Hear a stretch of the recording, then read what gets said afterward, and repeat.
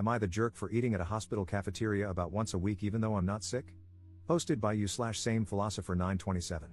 Okay, hear me out. I work just a few blocks away from a hospital and can get there pretty quickly by bicycle. Their cafeteria is quaint with good prices, so usually, once a week or so, I go there for lunch. The food isn't what I would call amazing, but they have a nice variety from time to time. The staff even recognize me and are always pleasant. They don't mind that I'm just there for lunch, and it's far quieter eating there than at any local restaurant. I'm on the spectrum and don't like loud noises, so the quiet lunches in this place are a godsend for me some days. Recently, my sister found out I've been eating at the hospital and went off on me about how hospital cafeterias are only supposed to be for people who are at the hospital because they need to be. I retorted that I was giving them business, and it's not like I was taking food out of the mouths of patients. Plus, I only go once a week, so what was the big deal? But she still insisted I was wrong. Then she got our parents involved, and they're siding with her. They are telling me I should only be eating at the hospital if I have an actual reason to be there. I told them they were all crazy and that it was just normal food I was paying for. But now, because neither they nor I are backing down, I'm torn. Am I the jerk for going to eat lunch in a hospital cafeteria once a week just because I work nearby? Update 18 days later. I really apologize for the length of this post, but writing down all the details took way longer than I thought. This situation was downright crazy. I never thought my sister would do something like this. Not too long ago, I, 23M, posted for advice because my parents and sister were angry at me for regularly eating in a hospital cafeteria since it's close to my work. I enjoy the peace and quiet there on the days I eat there. But this situation escalated so radically that I can't believe something so dumb actually happened. My sister did the pettiest thing she's ever done to me, and for completely undeserved reasons too. When my sister found out I was eating at the hospital cafeteria, she went off on me about how that food is just for people who are at the hospital because they need to be. We ended up in a big argument about it, during which I told her it wasn't like I was taking food from the mouths of patients. Then she went to our parents to get them on her side, as she always does, and they immediately sided with her, just like I thought they would. They backed her up, saying that the hospital cafeteria was not a place to go eating casually. We had a big argument, and they spent days hounding me, telling me I was wrong and demanding I stop. So I went to Reddit. There, I learned that not only was I not doing anything wrong, but it's actually very common for people to go eat at hospital cafeterias simply because they like it. I hoped the situation would just fade away, but a few days later, my sister called me, asking if I had stopped eating at the hospital. I said no, and then it started all over again. My parents then called me, fuming and acting like I was supposed to stop going because they said so. I reminded them that I don't live under their roof anymore and that this is exactly the kind of reason why I moved out. They take my sister's side in almost everything. They huffed and puffed about it. This time, the fight didn't stay at home. Other relatives found out because my sister tried to broaden her support. She was so dead set on enforcing her will upon me that she went looking for help from other relatives. However, our parents were the only ones on her side. My uncle personally admonished my parents and her over the phone once I told him what actually happened. He told them they were only siding with my sister because she's their favorite and called them terrible parents for ever playing favorites to begin with. Then, my cousin went to eat with me at that hospital cafeteria and said he'd like to go there once a week too, as he also works nearby and bicycles everywhere. We've already run into each other at lunch there once since then. He was actually rather pleased to find out the food was healthier than most other places. He's a bit of a picky eater, so this place is kind of like his new lunch hangout. My sister got even angrier after finding out there were other people in the family eating at the hospital now too. Once outed, my parents backed down due to embarrassment. They apologized to me and gave me some malarkey about how they honestly thought eating at a hospital was weird and felt like they just needed to defend my sister. I told them they'd been placating my sister for so long that it's all they do whenever she starts something with anyone. She's been treating me like a condescending control freak and a bully since we were teenagers, even though I'm older, and they just kept enabling that. But I won't put up with it anymore. My parents ended up conceding and apologized. Then they made my sister apologize to me too. I could tell she hated every second of it because she tried to speak through her teeth at first. Later on, my parents invited me to dinner as another form of apology. But it felt more like a show to look good to the rest of the family because they told everyone about it before it even happened. The dinner was great, I can't deny. My parents had cooked a turkey, arguably one of my favorite things to eat.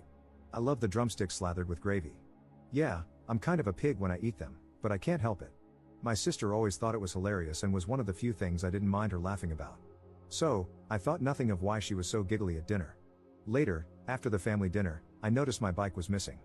I had parked it in the backyard out of sight, but it was just gone. I freaked out because it's my only mode of transportation. My parents panicked a bit with me, but my sister seemed the opposite. She actually looked happy and was giggling. I immediately suspected her, and she played innocent, even giving the classic "I can't believe you'd think I'd do something like that" line. I already knew she was extremely petty, but this was a whole new level for her. So I said I was going to the neighbors because I knew they had cameras, and they'd have seen what happened. Then I'd call the cops. My sister suddenly looked panicked. I got mad and said I knew it was her, demanding she give my bike back. She started crying, insisting she hadn't done anything, and our parents immediately took her side, scolding me for daring to accuse her. So I'd had enough and said I was going to the neighbors to ask to check their cameras, and then I'd be calling the police. My sister finally fessed up and called me to come back. The looks on our parents' faces after they had just defended her were priceless. My sister admitted she was so angry at me for making her apologize for something she still believed she was right about, so she planned to have a couple of her friends come and grab my bike during dinner. She said her friends were in a minivan with it just down the street. She then started saying that I couldn't call the police on her anyway because I'm her big brother. Our parents backed her up on that too. But I pulled out my phone and started marching outside again. They ran after me, with my sister begging and crying for me to stop.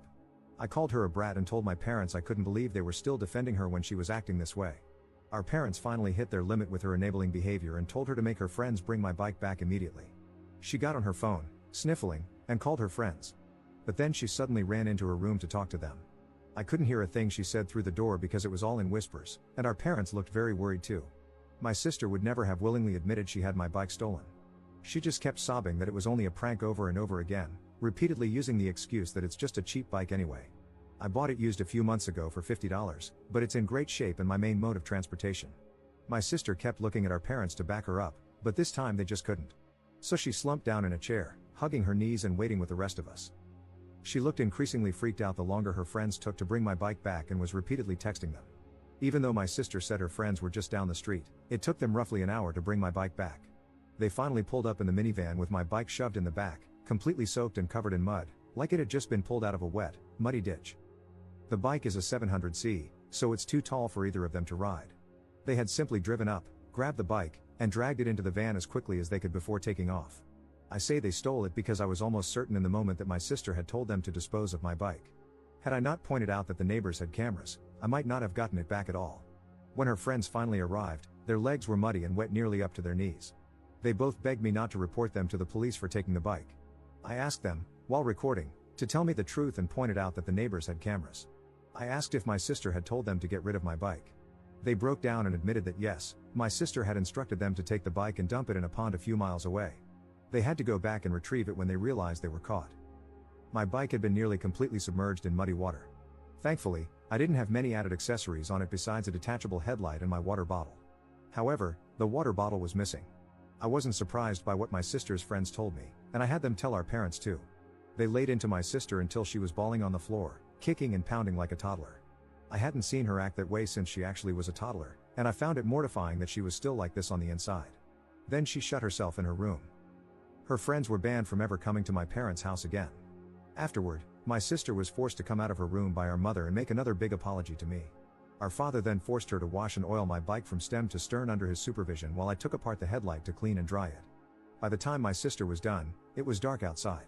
She glared at me like I was the devil when she came back into the house, but our parents immediately shut her attitude down and said they'd never been more embarrassed by her in their lives. She went back to crying in her room. I had a very frank discussion with my parents about my sister's childlike behavior and how it stemmed from their spoiling and enabling. I told them I couldn't believe I had to be the voice of reason, but the fact that she was on the floor crying like a toddler, kicking and pounding, showed that she's still mentally a child because of them. I pointed out that they kept making me the scapegoat whenever she screwed up, so she barely knows any sense of accountability. For once, they didn't argue with me about it. Afterward, my father silently drove me and my bike back to my apartment in his SUV. He also gave me some money to replace my bike's missing water bottle before we parted. My sister and her clique used to harass me a fair bit whenever we ran into each other. They made fun of me as a group whenever possible, and I usually just ignored them because they bored me. That really seemed to tick them off. After the bike incident, I received numerous messages from numbers I didn't recognize, cussing me out for making my sister cry over what they called a silly prank. Knowing her, my sister probably fed everyone she knew a very different version of the story. I responded with lengthy replies detailing what actually happened and even stated that I have recordings of her friends admitting the truth. Some people at my sister's college found out what actually happened, maybe from my texts or perhaps because her friends spilled the beans. It embarrassed my sister so much that she came home in a crying tantrum about how people there were calling her and her friends B-words and bike thieves. I may not have gone to college, but I know students who need their bikes are very protective of them, especially since many live on shoestring budgets. My sister said someone even joked that they shouldn't leave a bike around her because it might just disappear if she had to apologize to anyone. She ended up so upset that she refused to leave her room for 3 days to have her pity party. My parents called me up to try and turn everything on me again. I reminded them about the discussion we had days before and told them they needed to stop babying her and let her deal with the repercussions of her own actions. If she fails her classes again, it's because she's not trying like she should be. Then I went off on them, saying they were just looking for someone to blame to make her feel better. She created the problem, not me, and I wasn't going to be the scapegoat anymore. My sister is an adult, and she needs to act like it. They sounded defeated and apologized before ending the call. It seemed like they were genuinely hoping I'd just sit back and take the blame so my sister would feel better, but I never will again. Now my parents are trying to pretend this all never happened, and my sister, along with her clique, is avoiding me at all costs. Which, I suppose, is fine with me because I don't want any more drama. But if something like this happens again, I won't take it from them. Commenter. I remember your first post. Your sister is so bratty that she would have her friends steal your bike and ruin it just to make a point? And your parents don't see a problem with it? What did the rest of your family say about this? Ops response. Oh, they were furious with them. I didn't include details about it because the post was already way too long. But my aunt and uncle gave my parents one hell of a dressing down, twice. The first time was in person, the day after the bike theft happened. They had a long discussion with my parents about how their babying has prevented my sister from growing up and how she wouldn't be able to function without them if she never learns to become an adult. The second time was after my parents called me to try and make me take the blame when my sister locked herself in her room for 3 days. I talked with my cousin that evening when we met up for dinner, and he told his parents, my aunt and uncle. They called my parents to ask them what the hell was going on and told them they were beyond ashamed that they still tried to make me the scapegoat. They said they didn't care if old habits die hard, it had to stop. Let's just say my sister wasn't the only one crying anymore. No one has told me anything about what's going on with my sister at her college for a while, and she's been avoiding me. My parents also haven't spoken to me since that call, so I have no idea what's going on their end. Second update 7 months later. I was browsing YouTube yesterday when I saw a video about my last post and realized I never made a final update. So here it is. To start, yes, my bike is fine. I managed to prevent it from getting rusty or clogged up after my sister dumped it in a pond. It wasn't new to begin with, and thankfully, there were no new creaks or groans from it. I was worried something would go bad, but since it's a really simple single-speed bike, it works just fine after being oiled post-submersion. I also re-greased the crank bearings as a precaution. A few months ago, I replaced the rear tube and tire myself, and I still ride practically everywhere. Now, on to my bratty sister. She barely managed to pass college and tried to blame her low grades on me and her depression from the bike incident multiple times. However, even our parents stopped letting her get away with that. They finally reached their limit, cracked down on her bad behavior, and made her sit in her room to study whenever she had a pity party or tantrum. They even threatened to cut off the Wi-Fi and shut off her phone if she didn't get her homework done. She cried and said she hated them, but eventually, she sucked it up and complied. She finally graduated, but her graduation wasn't a fun time for her. We all went out to celebrate, but she wasn't happy because she had no friends left. She'd hoped to party with her former clique, but they had all cut her off because she's a brat. As an ironic punishment, our parents started making her ride a bicycle to get around. She hates it more than she hates the bus. It's a cruiser bike our dad picked up used for her, and our parents practically begged me to take her out on weekend rides to get her out of the house for a few hours. I agreed, but only because they asked nicely and offered dinner. As for the hospital cafeteria issue, my sister still stubbornly insists it's wrong to eat there, though she can't provide any valid reason. No one sides with her on it anymore, not even our parents, who've since joined me for family lunches there a couple of times. They even forced her to come along. She looked fidgety and claimed it was against her beliefs, wording it as if it were a religious issue. She was promptly told off for that. She cried as usual but was told to grow up. I think she clings to this belief because admitting she was wrong is something she refuses to do. At times, I wonder if she's not just a spoiled control freak but possibly a narcissist. Of course, I'm not qualified to diagnose her. Her former clique abandoned her after they got into trouble over the bike incident. At least 2 of them were involved in stealing and dumping my bike, and they were all hazed when word got out. The clique blamed my sister for everything and cut ties to save their own reputations. While I didn't file a police report, the 2 girls who stole my bike faced consequences at home. The minivan they used was borrowed from one of their parents, who revoked its use after learning what happened. Those parents even visited me to apologize on their daughter's behalf and asked for a copy of the video I took, which I provided. Despite their involvement, the clique threw my sister under the bus. She was also ridiculed for being forced to ride a bike to and from college since our parents deemed it cheaper than the bus, and she no longer had friends to carpool with. Her bike was never stolen or vandalized, she just hated it. Our dad also insisted she learn how to maintain it herself. He used to tinker with bikes in his youth and taught me the basics as well. For those who thought my sister might retaliate, she didn't. She's just bitter. She was made to get counseling, which has slightly improved her, but real change, if it happens, will take years. She doesn't try to boss me around anymore. I've been over for dinner several times since my last post, and she barely speaks to me at the table. She's annoyed by how unbothered I am. Everyone, even our parents to an extent, has told her that she destroyed her own reputation, but she still blames me as her scapegoat. Since the incident, I always lock my bike when visiting home, just in case. After she finished college, our parents announced that she was moving out. She protested, but they forced her to get a job and find an apartment. They said her party days were over and it was time to face adult life. Multiple relatives told them she wouldn't grow up unless she lived on her own and paid her own bills. Though she was clearly their golden child, they finally agreed she needed to learn independence. She's not happy about it, as she loved being a spoiled leech, but she knows she can't blame me since I had no part in the decision. Still, she threw multiple tantrums, claiming it was just a bike, when things didn't go her way in college. At one point, our mom smacked her upside the head and told her to stop acting like I was the cause of all her problems. And my bike isn't just a bike to me, it's practically my livelihood as my primary mode of transportation. Now, my sister shares a 2-bedroom apartment with 3 other girls and had to move farther away so her reputation wouldn't follow her. My mom cried over it. My sister is working in an office, learning to be a secretary, but she constantly complains about her life. She also tries to rub it in my face that she'll make more money than me someday. I just tell her, you do you, which infuriates her. She doesn't like her roommates and still has to ride the bike our dad got her. Her commute is only a few miles, so she doesn't spend money on the bus, and walking takes too long for her.